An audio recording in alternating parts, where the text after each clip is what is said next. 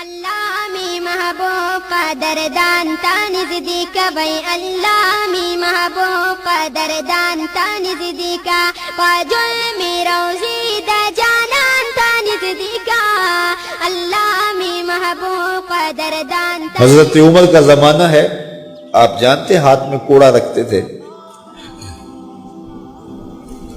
تو آپ جا رہے تھے، ایک شرابی تھا، ہاتھ میں اس نے بوتل شراب کی پکڑی تھی، گلی کا موڑ کاٹا اس نے تو آگے حضرت عمر نظر آئے. حضرت عمر تو موقع پہ سزا دیتے تھے، ہاتھ میں درہ پکڑا ہے تو اس نے دل ہی دل میں کہا مالک عمر کے قہر سے بچا لے، پکی توبہ کرتا ہوں آج کے بعد شراب نہیں پیوں گا. اور جلدی سے وہ شراب کی بوتل بکل میں بغل میں دبا لی. حضرت عمر بھی سر پہ پہنچ گئے اور جھڑک کے کہا کہ یہ تیرے پاس کیا ہے؟ تو ڈرتے ہوئے کہا حضرت سرکہ ہے. تو عمر سے کہا نکال. تو جب نکالا تو واقعی سرکہ ہو گیا تھا. جو رب شراب کو سرکے میں بدلنے پہ قادر ہے، وہ رب گناہوں کو نیکیوں میں بدلنے پہ بھی قادر ہے.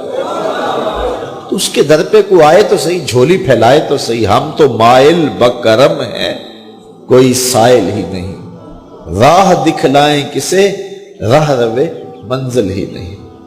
کوئی اس کی دہلیز پہ تو آئے، اس کی چوکھٹ پہ تو آئے، بلکہ اس کی رحمتیں تو بہانے ڈھونڈتی ہیں. بشر حافی ایک بہت بڑے شرابی تھے اور زندگی شراب کے نشے میں دھت گزرتی تھی.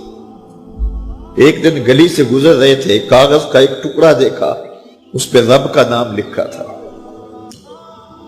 یار بندہ گناہ گار ہو بے ادب نہ ہو، گناہ گار ہو بے ادب نہ ہو.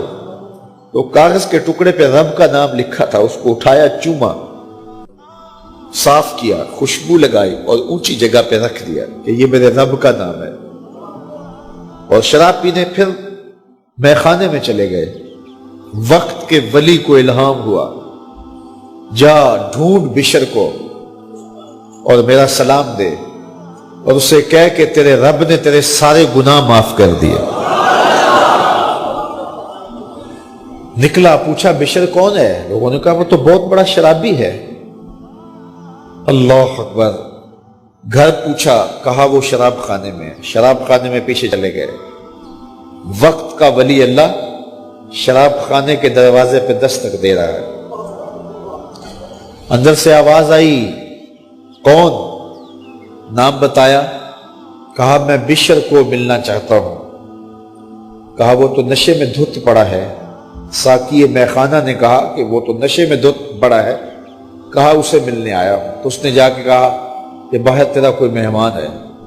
تو بشر نشے میں ہی ڈولتا ہوا ننگے پاؤں دروازے پہ آیا. اللہ کا ولی کھڑا تھا. کہا کہ تیرے رب نے تجھے سلام بھیجا ہے، تو نے اس کے نام کی قدر کی تھی اور اس نے تیرے سارے گناہ معاف کر دیے. بشر حافی ننگے پاؤں تھے، اس وقت نشے میں تھے. نشہ شراب کا تھا، لیکن رب کا سلام آیا تو یہ نشہ اس سے بھی اوپر تھا. جھوم اٹھے اور کہا کہ میں اب رب کا سلام آیا ہے تو اب میں ننگے پاؤں تھا، اب ساری زندگی میں جوتا نہیں پہنوں گا. عربی میں حافی ننگے پاؤں والے کو کہتے ہیں.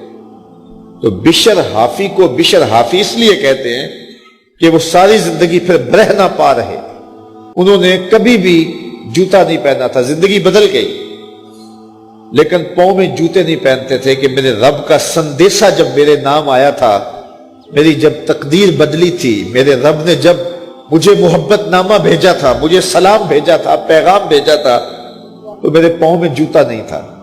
تو بشر حافی جوتا نہیں پہنتے تھے. تو رب نے کرم یہ کیا کہ بشر حافی نے گھر سے مسجد میں جانے کے لیے جو راستہ اختیار کرنا ہوتا تھا، اس راستے پر جانور گوبر نہیں کیا کرتے تھے، جانور لیت نہیں کیا کرتے تھے. یہ بشر حافی کی گزرگاہ ہے. ایک دن ایک شخص آیا تو جس راستے سے بشر حافی گزرتے تھے تو وہاں کسی جانور کا گوبر پڑا ہوا تھا. اس نے بلند آواز سے کہا ایھا الناس، لوگوں سن لو، بشر حافی انتقال کر گئے۔ لوگوں نے کہا تمہیں کس نے بتایا ہے؟ کہا یہ گوبر پڑا ہوا ہے، اس کا مطلب ہے کہ آج بشر حافی اس گلی سے نہیں گزریں گے۔ تو جب پتہ کیا گیا تو حضرت بشر حافی کا واقعہ انتقال ہو گیا۔ کوئی سچی توبہ کرے تو صحیح، کوئی اس کی دہلیز تو آئے تو صحیح۔ ہم تو مائل بکرم ہیں، کوئی سائل ہی نہیں، راہ دکھلائیں کسے راہ روے منزل ہی نہیں۔ کوئی جھولی تو پھیلائے وہ تو قریب ہے، اس کی تو رحمتیں آواز دے رہی ہیں، یا ایھا الانسان ما غرک بربک الکریم، او بھاگے ہوئے انسان آجا پلٹ کے، تیرا رب بڑا کریم ہے۔ لا إله إلا الله محمد رسول الله، لا إله إلا الله محمد رسول الله۔